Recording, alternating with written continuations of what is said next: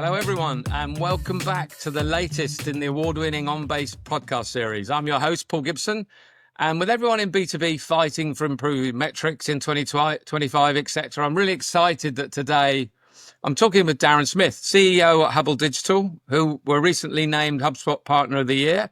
Congratulations, and we'll talk a little bit more on that shortly. Subject today is AI Readiness revealed why data quality is the key to ABM success. Daryn, we've been partnering with Hubble Digital for a while now, so I know a little bit about you, and I'm really excited to get you onto the show. So thanks for coming to join us today. Yeah, awesome to be here. Brilliant. So firstly, as I mentioned, congratulations on the award. Hubble getting HubSpot Partner of the Year. That's a real accolade. We know how good a partner you are, but getting that sort of recognition is fantastic. So congratulations. Before we start and get into the topic of today's podcast, I'd like, if you don't mind, simple question, Daryn, can you walk us through your journey to where you are today? Yeah, sure. So my background, I actually studied computer science. Started off as a web developer, but working for a marketing team in a large telecoms company. And when telecom started to where their heyday kind of was just passing, that that bubble crashed, the dot-com crash, that company went through a set of layoffs. They laid off the marketing team because marketing wastes money. They run ads and they have events and throw parties, so lay off the marketing team. And I thought when I got called to the CEO's office that afternoon that I was next. And he said, "You build websites, right?" I said, "Yeah, I build websites." He said, "Great, you're our new marketing manager." And so I got thrust from being like in data and building systems into marketing. I did end up studying in the evenings, which was very, very tough. I ended up spending the next 10 years with that company. And what I saw is it was a large organization, procurement team that identified agencies that you had to work with, and those agencies just did not understand B2B marketing. Every time I said I need to do a B2B campaign, they said, "Right, you're going to do Google AdWords." And I said, "No, there's so much more to B2B marketing than Google AdWords."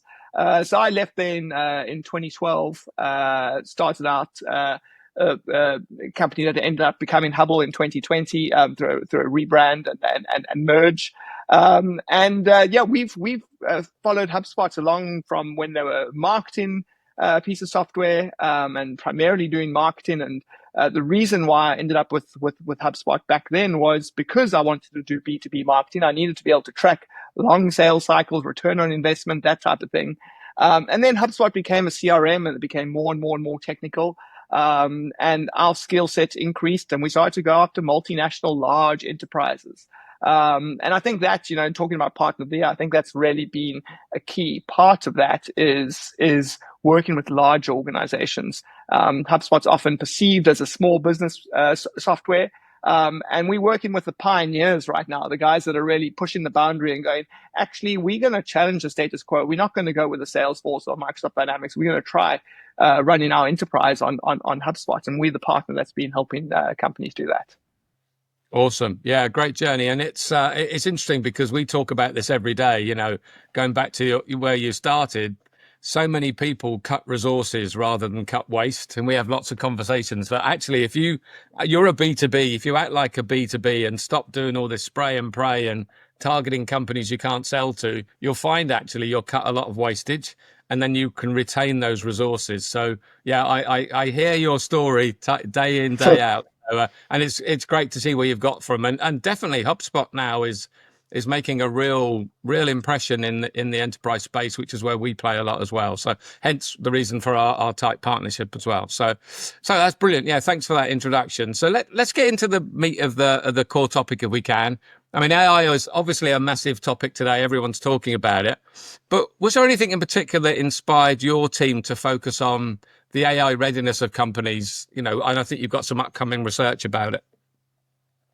Well, sure. There isn't an organization that isn't speaking about AI at the moment, from board level, executive level, all the way through You find at the bottom of the organization, people are signing up for point solutions using credit cards, and there's this proliferation of AI within organizations. But leadership is really saying, like, we need to look at efficiencies. We need to look at labor cost reduction. We need to look at innovation, and all this needs to be done using AI. And HubSpot's got an amazing AI foundation, and Hubble as a digital business consultancy can help organizations along that journey to adopt AI. But what we've been finding every single time is, yes, there's some quick wins, and we can build an AI agent, or we can install one of the HubSpot features. But the key thing that has been missing, or is still a problem, which is surprising, is the quality of the data. And the disparity of the data. You would think that CDPs have been around for a long time, big data warehouses, Snowflake, that type of thing, been around for a long time. The likes of Salesforce's, HubSpot's, really good platforms to store customer data. Why do we still find data in spreadsheets, in different systems, unconnected? And then you start looking at the unstructured data. I mean, like, structured data is one part, but then you start seeing unstructured data, call logs, email records. It's everywhere. And actually, AI performs best when it's got a really good, strong data set to learn from. Otherwise, if it's only learning from a small little subset of data, the insights and recommendations and things it recommends are going to be poor quality. And so if you're looking at AI and saying, oh, I tried it for our business, it didn't work, like, how much data did you feed it to actually learn about your business or your customers or your product, and so on? So the key thing that we've seen is we look and we see 57% of executives want to drive AI forward. They believe in it, so they want to do it. But then we're looking at 8.5 companies that are actually only ready to do anything with it. So for us, we've called this the year of data. And with almost all our customers, all our prospects, we're taking them on that AI journey. But the first part of that is to get their data into a better position. Yeah, and as you know, Demandbase being our heritage, we're a data company, and I think where we've seen AI automation come in really is saying, well, we've got some amazing data in there. Rather than you having to go and work out what to do with it, let our AI agents say to you, hey, looking at your data, this is what we recommend. And I think I can see where that's going. So as you look back, how have you seen the conversation around AI and ABM evolve over the years, and particularly in terms of the readiness of the data you're talking about? Yeah, so I think it reflects on what you were saying now. I think when we first started to speak to our customers about ABM, it was, okay, you've got a certain set of accounts that are in a structured format, in a CRM somewhere, and you want to target them with some sort of very targeted kind of campaign.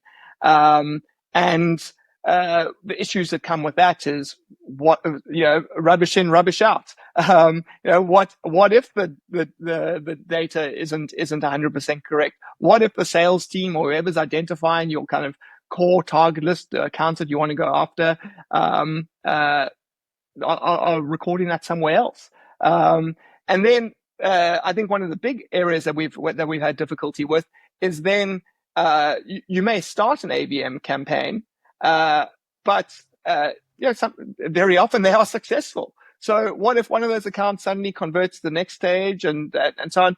If your data source is not staying up to date, you may be engaging with messaging to that particular account that is irrelevant because they're already kind of past that buying stage, or maybe they're already a customer and you could be spending that budget kind of elsewhere.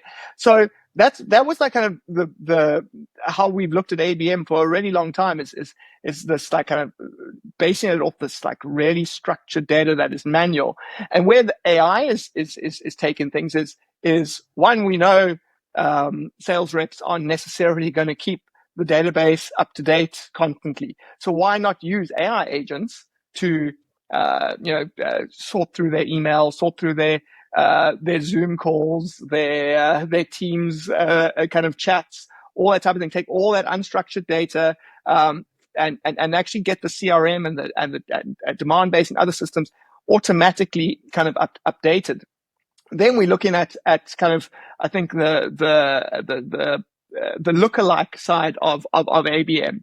So, if you've got a bunch of customers behaving in a particular way, and AI is identifying, well, these accounts are potentially based on these things and how they're behaving, they also behave in that particular way.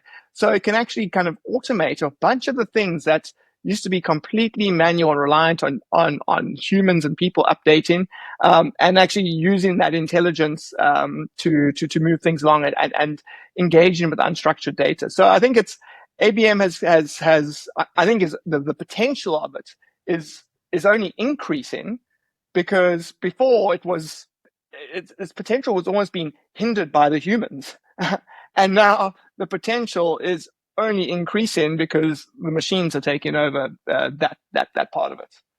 Yeah, I think that makes a lot of sense. And I think we see, and it seems strange really, because it's been around for a while, all these intent data solutions like ourselves and others out there. But that 360-degree view of a client, not just the people and what they're doing within your CRM, your marketing automation, but what are they doing out there anonymously, either on your website or out there showing buying signals that traditionally you've missed. Getting all that data in one place and then getting the agents to look at it and come up with their solutions, I think is a bit of a game changer. And we're seeing a lot of that at the moment. So obviously you've done a lot of research, and during that, were there things that surprised you, and were there things when you're gathering insights that you thought, wow, that's really challenged our perspective of what we thought the situation was? I think the surprising thing is that our hypotheses were 100% correct. We were sure that people's data was in a shocking state. For example, we saw that 55% of companies have only unified half their data. So they're bragging that 55% of companies are going, hey, we're actually pretty good with unified data, but it's only half of the data set. I mean, like that, you basically, if you're going to work on half a data set and you're going to use that data to then target accounts with ABM, I mean, you're already setting up the campaign, the program to fail. I think as I said, the surprising thing was just the problem is a lot worse than what I expected. I think, as I said, the opportunity is massive. I think before, companies have only had the option to fix their data problems in a very structured way with data mapping and data migrations and that type of thing, data transformation, where I think we get into a place now where AI can take care of a lot of that stuff. It's been surprising at how poor even enterprise companies, how poor their data quality really is. Yeah, and I think we need to be careful in the industry that everyone now is putting their hand up and saying, yeah, we do AI. And I think there's probably going to be a lot of those companies that in reality, if they do something, is very basic AI that doesn't actually solve a problem. And people can get a little bit complacent and think, actually, AI isn't going to help me. So I think we have a responsibility to make sure that when we are launching and delivering AI stuff, it is things that are really valuable. If we go back to what you were saying in the beginning, there were some interesting findings, I think you said in your research. I think one of them being that only 8.5% of companies are really AI ready, but over half of them think they are. Why do you think there's such a disconnect? And in reality, what do you think this could mean for ABM leaders out there? Yeah, I mean, I think this is a typical kind of disconnect that happens between kind of senior leadership and the people on the ground. Senior leadership may go, "Hey, I need this report for the board meeting," and that may result in 2 weeks' work for somebody to go and build a spreadsheet and crunch those numbers and so on. And they get their report and they think, "Oh, well, if I got this report, the data must be there. It must be possible." But I think the gap between the reality and what's actually there is the big issue. The executives believe they're ready, but the people that actually have to implement it are going, hold on, we're nowhere near ready to progress this. And of course, I mean, you make the point, like, you can do some basic AI initiatives. You can build an AI agent that helps a sales rep write emails, or you could even use just one out-of-the-box kind of solutions. That doesn't require a huge data set. And I think we are quite far away from the point where we trust AI agents to make independent decisions. I think that's where, when you look at the PR and the noise around AI agents, it's, AI agents are going to take all our jobs and that type of thing. But before they can do that, the decisions they make need to have a data set that is reliable and trustworthy. And that's, we're far way away from that. So where executives and where we see companies using AI already, it's for very small use cases. And some of those use cases don't require a huge amount of data. The other area that we're seeing is AI agents that are learning on the job. For example, we see a good example is a sales manager that has to approve discounts. Now, up until that point, that discount approval would be very much sitting in that sales manager's head. Like they get a request and they go, okay, yes, 10% for this one, 15% for that, 2% for that one. And where is that logic captured? So, in some cases you build an AI agent, and as you say, okay, I'm going to approve a 20% discount for this customer, the AI agent asks, why are you approving this 20% discount? And then it starts learning and builds up that data set. But yeah, there's definitely that gap between what the executives believe is there and what's on the ground. And I think we've got quite a while to go. Yeah, and discounts is for another day. But I have lots of conversations with my sales crew, and they always say, "Can I have a discount?" If you're asking for a discount, you haven't sold the value. But that's for another day. We'll revisit that one. We talk a lot about quality versus quantity, and even simple things like we talk to sales leaders and say, "I want more leads because my close rates are down." Well, actually, you don't. You want better quality leads. And in fact, what you really want is conversions. So, quality versus quantity is a big discussion. And improving data quality is identified as, from your research, as a bigger priority than AI by about 70% of respondents, I think you said. So how do you think this will impact the way businesses approach their AI-powered strategies going forward? Yeah, I think well, in particular, I think let's reference ABM. In that, even if you have a target account list of 1,000 accounts,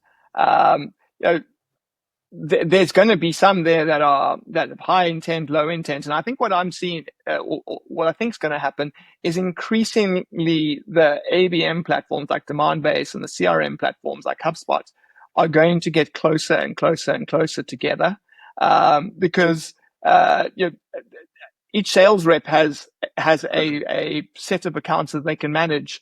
But if the AI, which is embedded in the ABM, because you're tracking what people are doing, what they're seeing, how they're responding, you're looking at, then combine that with the unstructured data that's been stored in the CRM, and you combine that with, you look at a particular region, or you look at a particular product, or you look at a particular sales team, and you see using AI trends that a human brain couldn't possibly pick up, and you suddenly start going, hey, sales rep, you don't get distracted by these other 20 accounts that are in your base. These two are really showing high intent, and I think that's the combination of AI, ABM, and CRM kind of merging and coming together. I think it's a really exciting area that we're going to be entering over the next few years. Absolutely. And I think it's the way B2Bs have to go, right? I always, again, we have conversations that if you're spending any of your time, budget and resource chasing companies that aren't a good fit for your business, why? It's a waste of that time, budget and resource, but it gets worse because you can fill your pipeline up with poor quality opportunities that don't get closed. And if any of them do get closed, you're creating a nightmare for the post-sales team, and they're likely to churn. So I think having that data and utilizing it properly is really important. So on that, with I think you said 69% of the respondents admitting that poor data is already affecting their decisions. What do you think are the most critical issues in data management that need to be addressed first for AI to succeed in the ABM world? Well, the most obvious one is all those data silos need to come together into a single source, a CDP, a CRM, a data warehouse, something like that. Now, what we've seen, I suppose, almost the last decade, really, is the heart of a company was their ERP system. And that's where they tended to store kind of the system of record for customers. But by the nature of a financial system, a system that controls your finances, it has to be wrapped up in red tape. And so it isn't user friendly. It isn't easy to extract data. It isn't easy to engage with. And so people stop engaging with it. And so what we've been seeing is a shift where companies are making the heart of their organization a CRM. They're becoming customer first organizations. And absolutely there's a connection to the ERP. There's valuable data in there, but the heart becomes the CRM. So the first thing is get all your data into the CRM. That's it seems obvious. Also, as we've mentioned a few times in the podcast, is then look at your unstructured data. Are you using a voice over IP system that actually sits on everybody's desk? Or are you using a system like AirCall that is automatically syncing into your CRM and you've got records of all those calls that can be analyzed and so on? And then I think thirdly is looking at how you keep that data updated. And I referenced it earlier. Like we look at some of the older CRMs. They almost look like ERP systems, and the sales team don't want to use them. They don't find them useful. They don't find them easy to use. So one, like, is it easy for people to add and amend and change and update the system? Maybe it is, maybe it isn't. Consider changing if it isn't. Secondly is then start looking at AI agents, right? So look at the behaviors of your sales reps or your service agents or your account managers and going, right, okay, what are the things they're not doing? And can I build an AI agent to do that thing that will keep that data up to date? And so then you've got a unified database that everybody wants to use. You've got a unified database that is keeping up to date with what's going on. And then you're going to start having a reliable data set. I think the last thing to that is to never think of, I suppose, any CRM or digital transformation project as a project. It's one of the things that we see happens so often is you get a Salesforce installed, a Microsoft Dynamics, a HubSpot installed, you use an implementation partner, and then you disengage.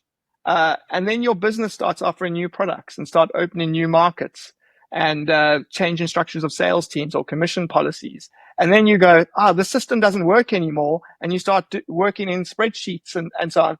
But it's not the system that doesn't work anymore. You just didn't continue evolving that system as your business evolves.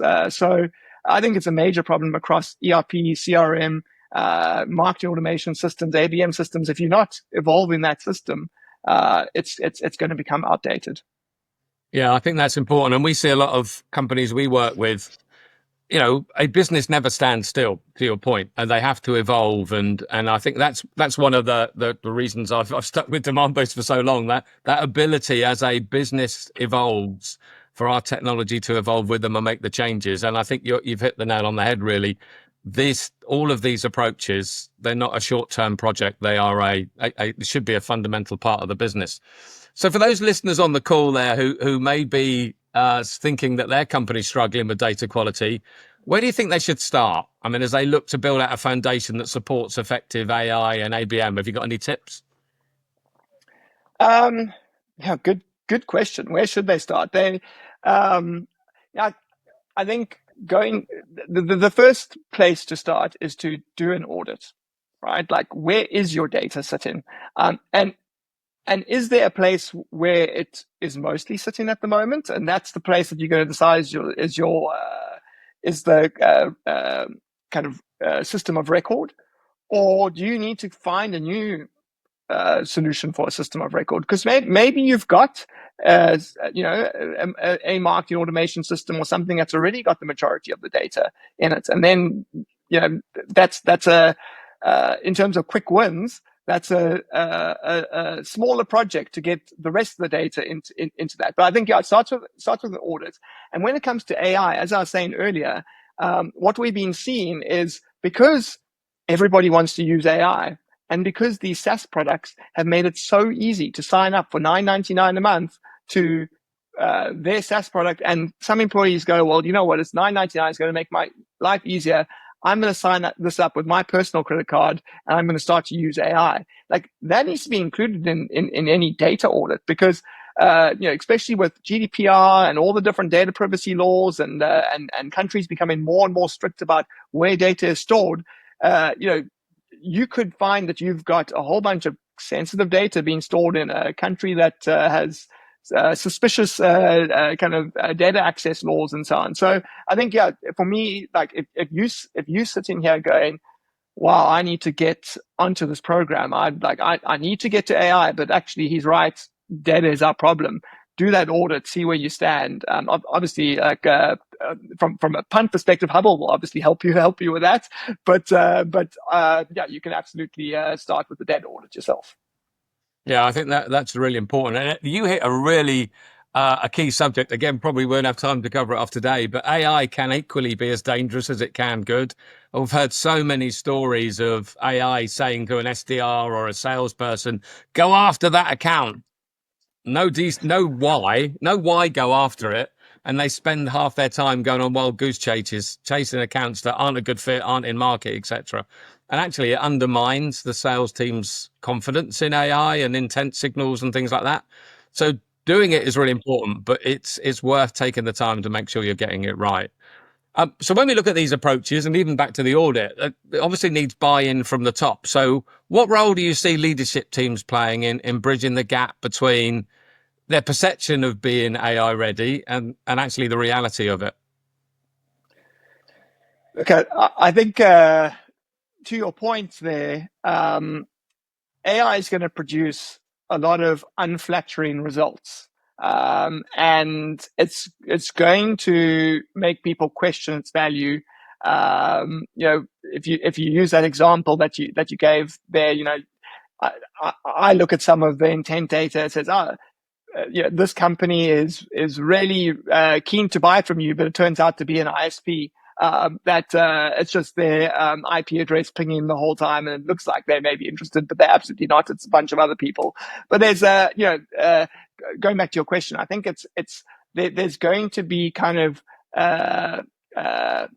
like employees questioning the value of AI. Should we do it? Should we not? And I think the role of leadership is to be the champion, to be the cheerleader, to go, yes, it's getting there. We can't just give it one try and give up. We need to continue. We need to stay in the game. It's going to be tough. There's going to be mistakes. And I always, when I explain AI agents to my team, I say, an AI agent, you need to think of it as almost like an intern. And that intern is sitting next to you at your desk, and you say, well, like, right, I'm going to write this outreach email to this client, and I'm going to say this because I can see on their website, they've just gone through a merger, and I'm reaching out to this particular person for this reason, and so on. And then you can say, right, well, why don't you try the next one? And they try the next one, and you go, no, you got it wrong. You can't just, you can't say that to this next prospect. And you're actually teaching that AI as you go along, exactly like you would teach an intern. And even somebody that's, you look at an employee, a senior employee, and maybe they're excellent at A, B, and C because they've been doing that for years and years and years. But D, they still need coaching on.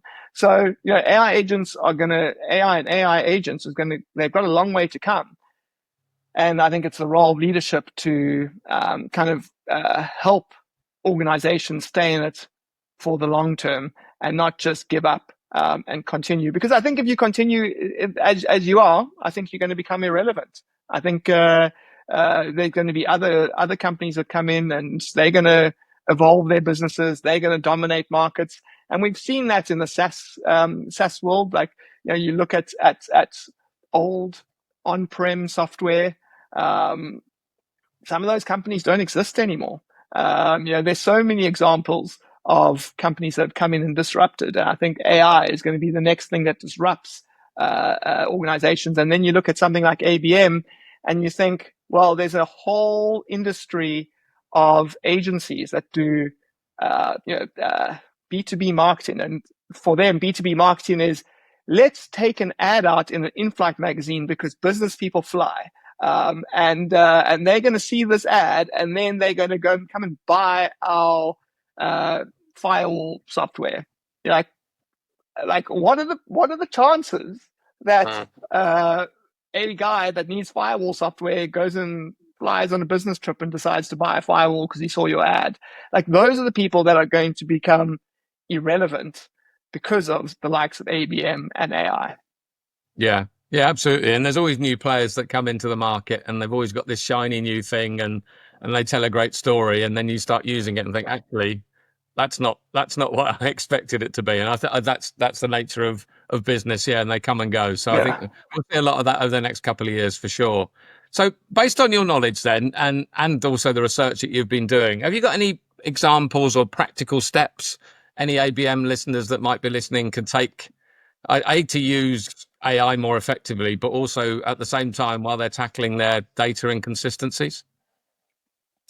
Yeah, I don't think anything in addition to what I've said already. I mean, I think you need to audit where your data is, look at how your users are engaging with your systems. I think when you then try and start looking at that from an ABM perspective, I think it's ABM 101 to then say, like, we need different messaging for different stages of the buying cycle, that type of thing. So I don't think it's anything different or new. It really just feels like, get the basics right, get your data right, get your messaging right, get your targeting right. And then as AI improves, one of the things that we often do is we run the incumbent method, the manual method, together with the AI method. And every month we go, right, these are the new accounts that our research team have said that you should start targeting. And here's the list of accounts that the AI is saying you should start targeting. Are there any matches? How correct is that AI data set versus the traditional data set? And when they start coming together, that's when there's a good sign. Like, okay, maybe this AI data set is ready. But for me, I mean, it's just doing more of the same almost.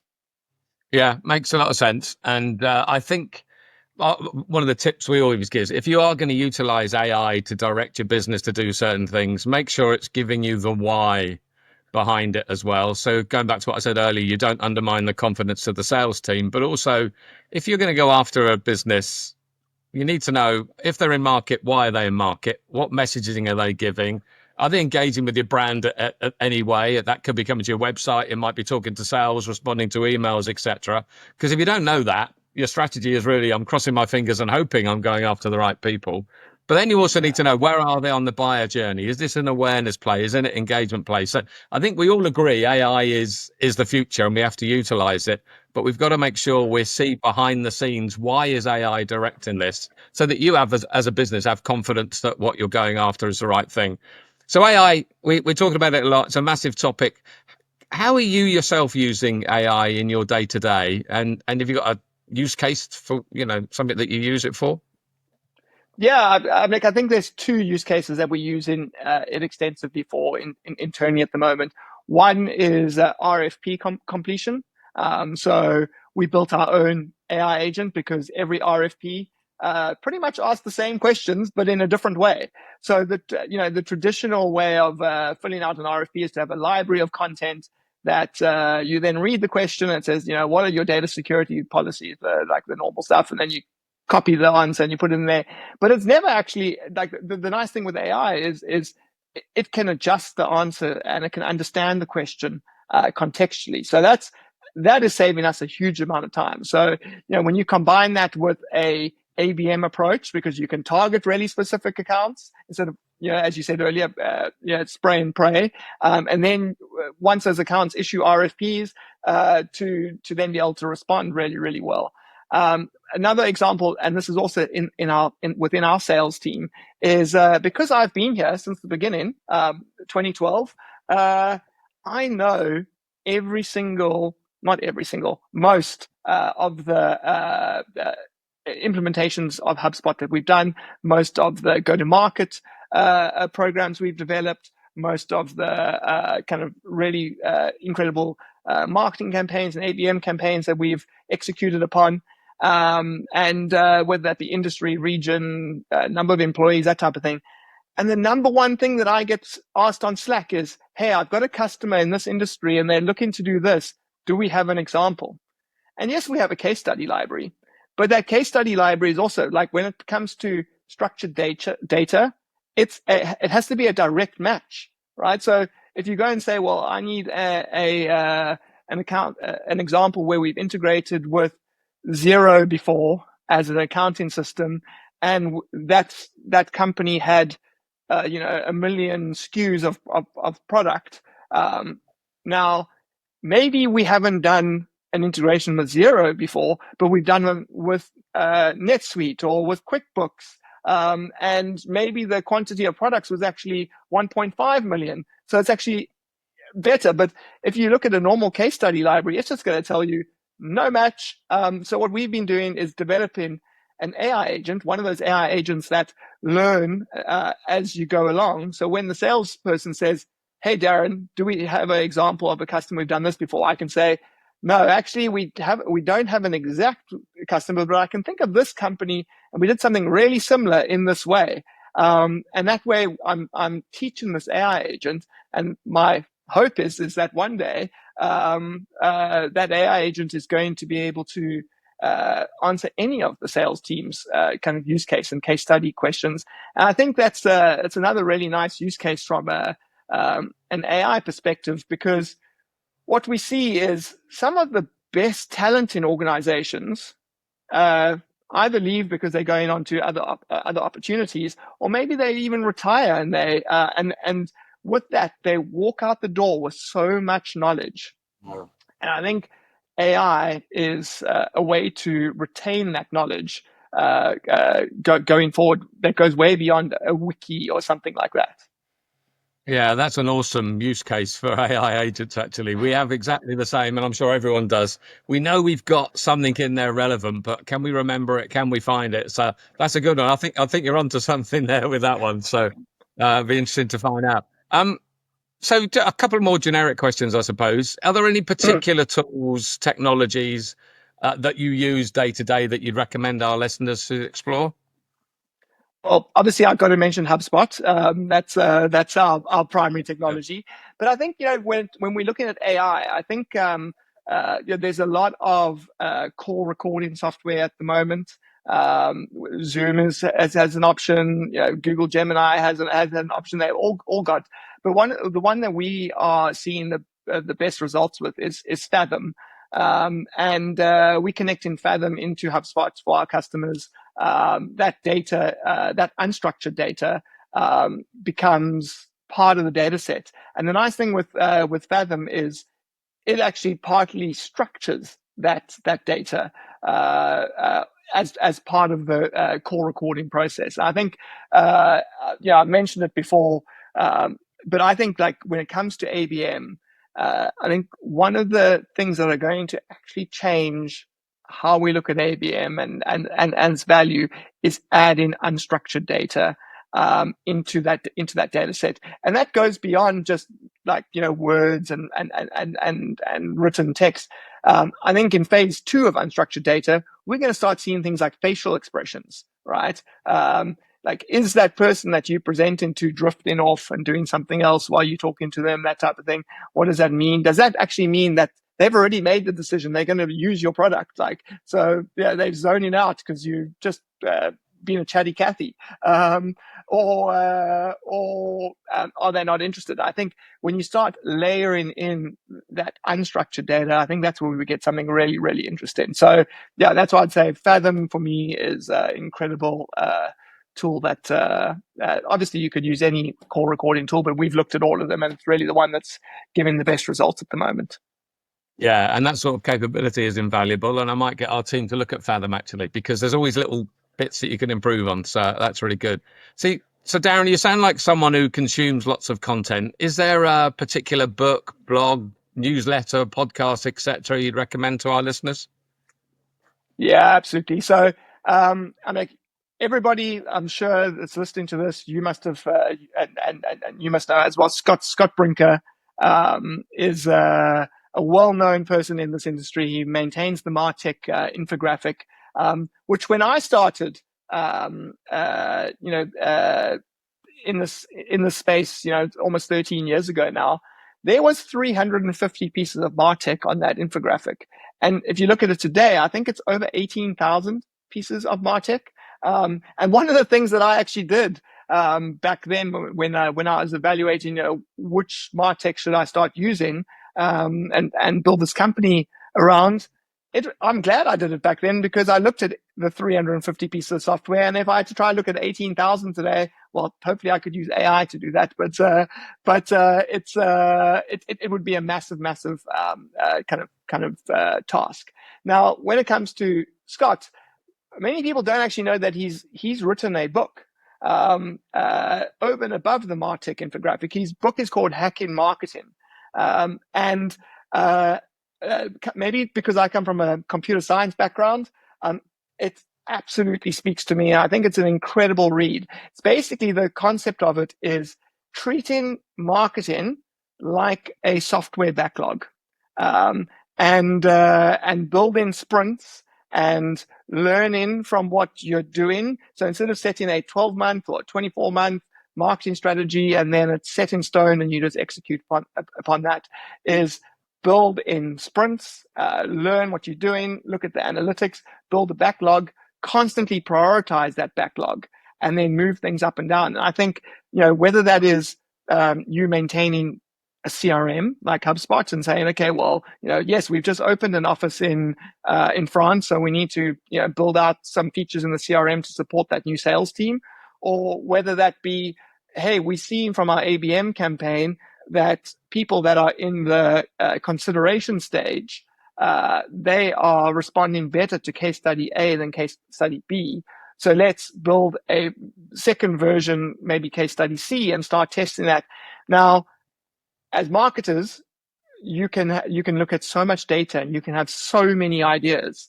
And so what I like about Scott Brinker's methodology in the Hacking Marketing book is then prioritizing that and then pulling those tasks into a sprint, and then executing upon that, and that that continuous loop. So it's one of my favorite books, and really kind of that book gave us inspiration into how the Hubble methodology works, because we believe anything, whether it's CRM or whether it's ABM or whether it's SEO for that matter, is an ongoing task that always needs improvement.